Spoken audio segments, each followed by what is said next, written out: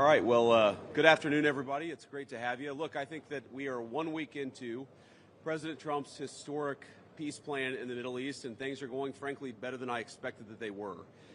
This is a very, very tough situation. You have two peoples, two enemies who fought a very tough conflict against each other. You have a terrorist organization on one hand that murdered a lot of innocent people. You've got an Israeli army that was defending itself on the other, that has learned a lot over the past couple of years. And then, of course, you have an innocent civilian population in Gaza that's caught in the middle. But we're here at the Civilian Military Cooperation Center, which we are announcing the opening of. You have Israelis and Americans working hand in hand to try to begin the plan to rebuild Gaza, to implement a long-term peace, and to actually ensure that you have security forces on the ground in Gaza, not composed of Americans, who can keep the peace over the long term. So we've got a lot of work left to do. This is going to take a very, very long time, but I think Steve Witkoff, Jared Kushner, and Admiral Cooper behind me have done an incredible job. I want to say just a couple of quick things, and then I want to turn it over to Steve Witkoff. Number one, the Israeli government has been remarkably helpful in this. I want to thank them, thank our Israeli partners, and all the folks particularly who are working hand in hand with their American friends here at the CMCC. And number two, I want to say that there is this weird attitude I've sensed in the American media and the Western media where there's almost this desire to root for failure, that every time something bad happens, that every time that there's an act of violence, there's this inclination to say, oh, this is the end of the ceasefire, this is the end of the peace plan. It's not the end. It is, in fact, exactly how this is going to have to happen when you have people who hate each other, who have been fighting against each other for a very long time. We are doing very well. We are in a very good place. We're going to have to keep working on it, but I think we have the team to do exactly that. So with all thanks to our partners, both in Israel but all across the Gulf Arab states, Indonesia, the Turks, we are doing an amazing thing here, and I'm particularly proud of the American troops working at the command center who are coordinating this effort and making it possible. So with that, I want to thank Ambassador Steve Witkoff and turn it over to him to say a few things, and after everybody's said a few words, we'll take some questions. Thank you, guys. Steve? Well, thank you very much, Mr. Vice President. We're really proud of what's happened here. It's an amazing effort. It's a great coordination between our partners. We have a great team. Signing this deal up was a challenge in and of itself, but the implementation, that's where it really is going to be the most important. And I think we are exceeding where we thought we would be at this time. I think the Vice President has come out here. He sees that. The Secretary of State will be out here. I can't tell you what a privilege it is to work with the team that we have, with Jared, who's extraordinary, the President, of course, and the Vice President, and Admiral Cooper. I would also say this. We're learning so much here. This CMCC that we're setting up now, this is going to be used in other conflicts as we figure out all the intricacies of how to modulate a peace deal, go from war to peace. Lastly, in closing, I want to speak about the morning that me and Jared had. We met with 10 hostages and their families, and it was really an emotional moment. And I felt blessed to be in that room. Lots of tears, lots of people really, really grateful to President Trump for getting their children home, and you, of course, Mr. Vice President. And I want to observe that I didn't see any victims in that room. I saw strong people who have come out under very difficult circumstances. Their families are reunited, and they are so grateful. And it was just my privilege as an American to be there. Thank you. Great, thank you. Jared? Thank you. Thank you, Mr. Vice President. Thank you, Steve. First of all, we really appreciate your visit here. It's given a great boost of energy to everyone here, and your support through this whole effort has been really tremendous. What you see here today is really the opening of the CMCC. This has been something that's been envisioned by CENTCOM. Admiral Cooper will speak about that in a bit. But we always knew that the deal that we were working on would kind of have two phases to it. The first phase was obviously getting the live hostages out. We're currently making progress on the hostages, the bodies that are still there. I think almost half are out now, and we had very good meetings with the Israelis. I know the Vice President's here to put a lot of effort into that today to hopefully make sure we can complete that mission in phase two. At the same time, the humanitarian aid, there's actually been surprisingly strong coordination between the United Nations and Israel, which is something that we've been able to help synthesize, get each other to air their concerns and to find out how we can do it better so that the aid reaches the people in Gaza and doesn't go into the wrong hands there. Finally, I'll say that there has already been a lot of efforts over the last years by really concerned people to think about what happens next in Gaza. And there's a lot of great things happening here. More will be released in the coming days. But the most important thing here is to figure out how you really get a good deconfliction coordination center. This really has been a startup. There's been a lot that's been done. It's amazing to think it's only been a week. But I actually, with the pace of work and the commitment of everybody, I think in a week from now you'll see even more progress. I want to echo what the Vice President said about how a lot of people are getting a little hysterical about different incursions one way or the other, but what we are seeing is that things are going in accordance. Both sides are transitioning from 2 years of very intense warfare to now a peacetime posture, and really thanks to Admiral Cooper, CENTCOM, and the CMCC to try to build that deconfliction mechanism in order to make sure that we can get to a proper de-escalation. We have some flags that we put up here. This is not fully representative of the countries that are here. It's happening very rapidly. The people are agreeing to come on board, agreeing to help. People really want to be a part of this, and it's just happening very, very quickly. So we'll try to continue to give the updates as it progresses. But really just thank you to the entire team here who's made all this possible. It's been a lot of sleepless nights, around-the-clock effort, and it's really been great coordination because everyone believes that it is possible to create something better in Gaza, and we have to believe it, we have to work hard for it, and if we all work hard to do that, then I do believe a great outcome is possible. Well, Mr. Vice President, thank you for joining us here today at the CMCC. Consistent with our Commander-in-Chief's direction, this facility will be the hub for the delivery of everything that goes into Gaza as we look to the future, delivering on the Commander-in-Chief's commitments. 200 of America's sons and daughters who wear the cloth of the nation have stepped up and are serving here. I just couldn't be prouder, and I know that you are as well. Thank you so much. Great. Thanks, Admiral. And gentlemen, we'll take a few questions now. Sir. I wanted to ask about the Turkish role. It's very concerning for Israelis. Turkey obviously has been a supporter of Hamas. What role will they have, and will they have troops that will be on the ground here or in the Gaza Strip? Thank you. Well, I think, first of all, what troops are on the ground in Israel is going to be a question the Israelis have to agree to, and I'm sure that Prime Minister Netanyahu will have opinions about that, but we think everybody has a role to play here. Some of that's going to be financial, some of that's going to be in reconstruction, some of that's just in communication with the various parties to ensure that this deconfliction process actually works and is implemented. We're not going to force anything on our Israeli friends when it comes to foreign troops on their soil, but we do think that there's a constructive role for the Turks to play, and frankly, they've already played a very constructive role. We're very grateful for that. And you asked, they've supported Hamas in the past.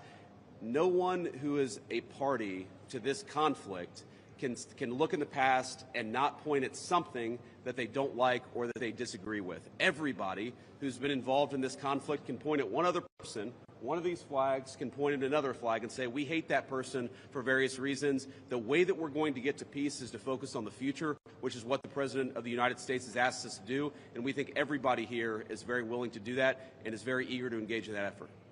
Ma'am. The ceasefire deal took months to negotiate. What do you think the likelihood is that it will last long term? If you had to put a number on it, a percentage. Well, Jared's the investor here. I'm not going to give you a percentage, but look, what we've seen the past week gives me great optimism the ceasefire is going to hold.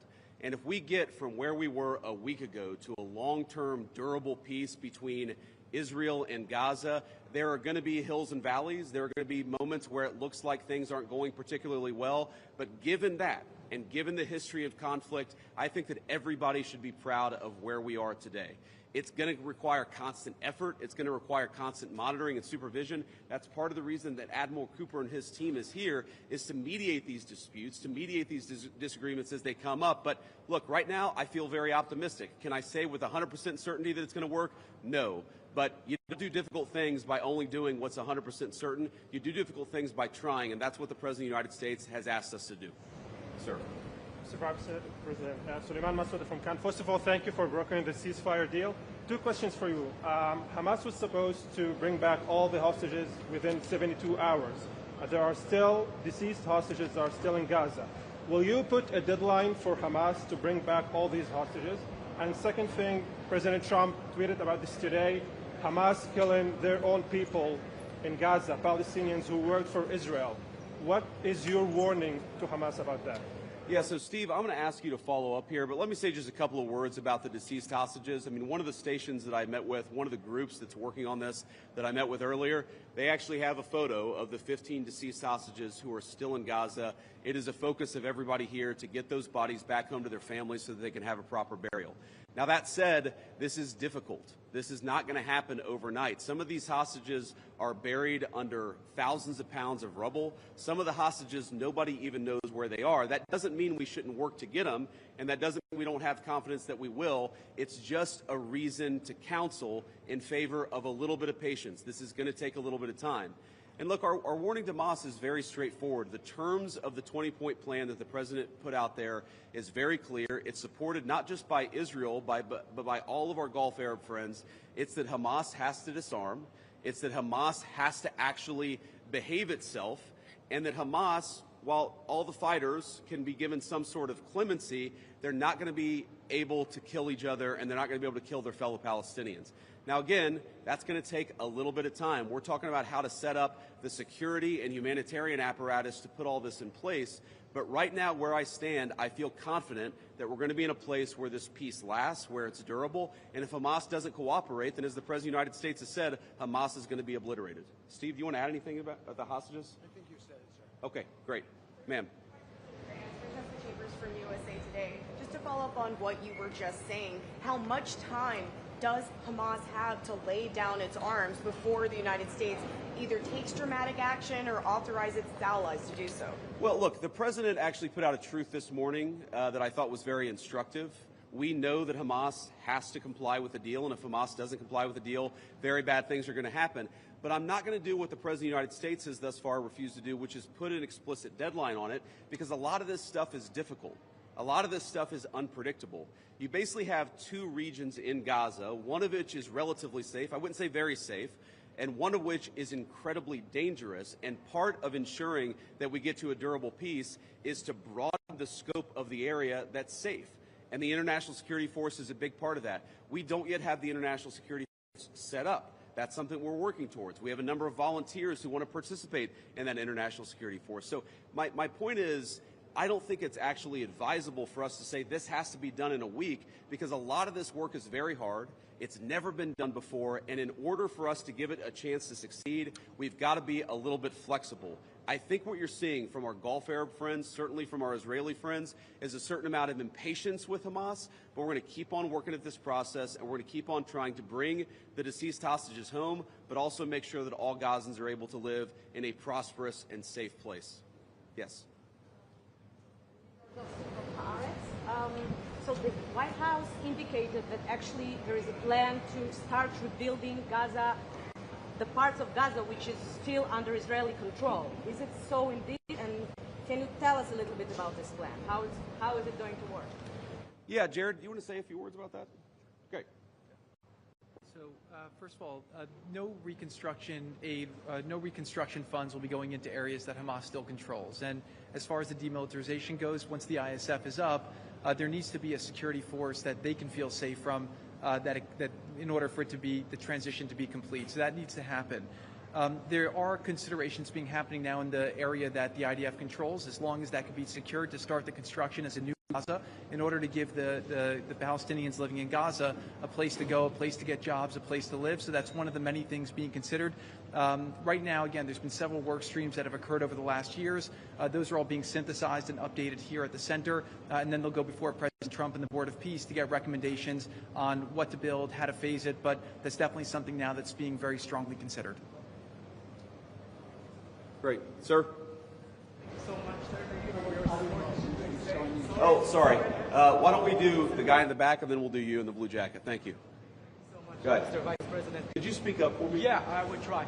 So thank you so much, Mr. Vice President. And my question is, from the level of cooperation that you just saw today here in this place, how you see the, let's say, future of normalization in Israel in the region, if you see like a cooperation, growing cooperation between Israel and other Gulf states that we don't see from the outside? Yeah, well, you know, I think Steve put it best, which is that this model, I think, could serve for a foundation for normalization, not just in the Middle East, but across the world. Because what we're taking, again, is a long-term, protracted conflict with two enemies who really don't like each other, and we're actually creating a model that can lead towards sustainable peace. Now, we know that a lot of our Gulf Arab friends would like to have normalized relations with Israel. We know that getting this peace on a sustainable pathway is sort of the critical first step of that. But look, I feel very optimistic about where we are. Knock on wood, you never know how this stuff is going to go. But given what I've seen, given the incredible talent and effort that's going in to the reconstruction of Gaza, to the long-term security of the Gazans in that territory, I feel very good about where we are. And again, if we get this right, I really do think it's going to be a domino that leads to a lot of further peace all across the region. Sir.